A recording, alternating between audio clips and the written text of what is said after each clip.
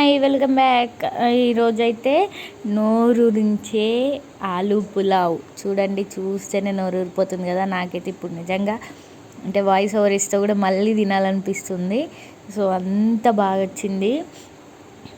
ఆలూ బిర్యానీ అనుకోవచ్చు, ఆలూ పులావ్ అనుకోవచ్చు, ఎలా అయితే అలా.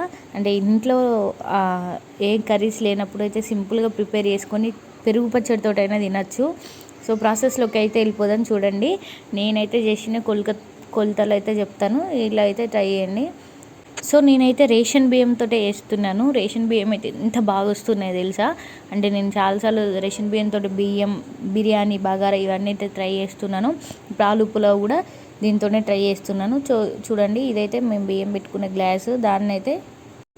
దాంతోనైతే ఒక 3 గ్లాసెస్ అయితే తీసుకున్నాను. మంచిగా అయితే వాష్ చేసుకొని పక్కన కొద్దిసేపు నానాలని చెప్పేసి వాటర్ పోసి అయితే నానబెడుతున్నాను. ఇక కావాల్సిన అయితే మెయిన్ ఇంగ్రీడియంట్స్ ఆలుగడ్డలు అయితే నేను 3 తీసుకున్నాను. ఇంకా ఆనియన్, పచ్చిమిర్చి కట్ చేసుకున్నాను, కొంచెం కొత్తిమీర అండ్ కరివేపాకు అండ్ ఇంకా ఆలుగడ్డలు. ఇంకా చూడండి, ఇందులో జీలకర్ర, కొంచెం సాజీరా, ఇక బగారకు సంబంధించిన కొన్ని 4 లవంగాలు, చెక్క. సో అంటే బిర్యానీకి బగారా సామాన్ ఉంటుంది కదా, దానికి సంబంధించిన కొన్ని వస్తువులు.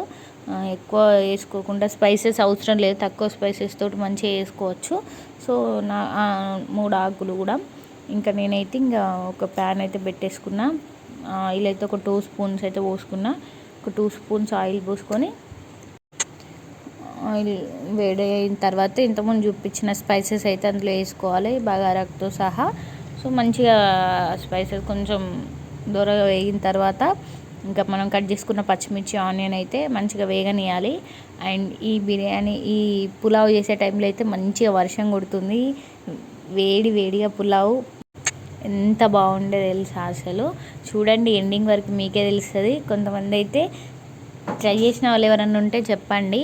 ట్రై చేయని వాళ్ళు అయితే ఇట్లా ట్రై చేసుకోండి. సో పచ్చిమిర్చి ఉన్న ఆనియన్ మంచిగా వేగిన తర్వాత ఇంకా అందులో అల్లం అయితే వేసి పచ్చివాసన పోయే వరకు అయితే మంచిగా వేగనియాలి. వేగిన తర్వాత ఇంకా కరివేపాకు అయితే వేసాను నేను. కరివేపాకు వేసుకోండి. తర్వాత ఆలు చూడండి, కొంచెం మీడియం సైజులో కట్ చేసుకోవాలి, పీల్ చేసేసి. కొంచెం చిన్న కట్ చేసుకునే ఏం కాదు. అంటే ఆలులా ఉండాలనుకుంటే మనకి కొంచెం పెద్దగా అయితే బాగుంటుంది, లేకుంటే చిన్నగా అయినా కూడా చాలా బాగుంటుంది. మీకు ఎట్లా వీలైతే అట్లయితే ఆలు అయితే కట్ చేసుకోవాలి. కట్ చేసుకున్న తర్వాత సాల్ట్ అయితే యాడ్ చేసుకోవాలి మంచిగా. అంటే రైస్లో తగినంత సాల్ట్ వేసుకోవాలి. వేసుకున్న తర్వాత మంచిగా కొంచెం సేపు ఫ్రై కానివ్వాలి. కొంచెం ఒక 1-2 మినిట్స్ ఫ్రై అయిన తర్వాత మనం ఇంతకుముందు వాష్ చేసుకుని నానబెట్టిన రైస్ ఉంది కదా, ఆ రైస్ అయితే అందులో వేసేయాలి. వేసేసిన తర్వాత కొలత ప్రకారం తెలుసు కదా. నార్మల్గా పాత బియ్యం అయితేనేమో ఒక గ్లాస్కి 3/4 కప్పు వాటర్ అయితే పోసుకోవాలి, మంచిగా అవుతుంది. లేదా కొత్త బియ్యం అయితేనేమో ఒక గ్లాస్కి 1.5 పోస్తే సరిపోతుంది. మాదైతే ఇప్పుడు రేషన్ బియ్యం అయితే అన్ని పాతవి వస్తున్నాయి కదా.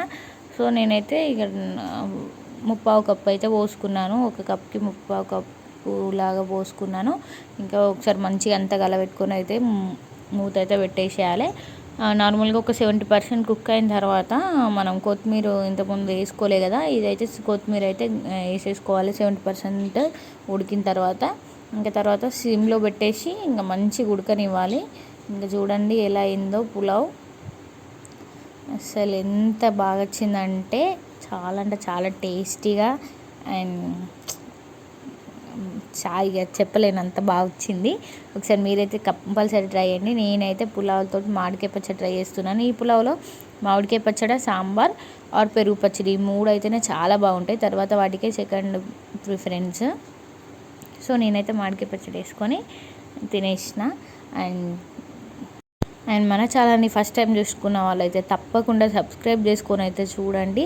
అండ్ ఇదైతే ఒకసారి కంపల్సరీ ట్రై చేయండి. చూడండి, మా ఇంట్లో సాంబార్ ఉండే, అందుకే ఆ రోజు ఈ పులావ్ అయితే ట్రై చేశాను. చాలా టేస్టీగా వచ్చింది. మాటలు చెప్పడం కాదు, మీరు ఒకసారి ట్రై చేసి నాకు కామెంట్ చేయండి కంపల్సరీ ఎలా ఉందో. అండ్ కర్రీస్ అయితే ఏం లేనప్పుడు అయితే ఇది కంపల్సరీ ఇట్లా యూజ్ అవుతుంది. చట్నీ ఆర్ పెరుగు వేసుకొని తినచ్చు.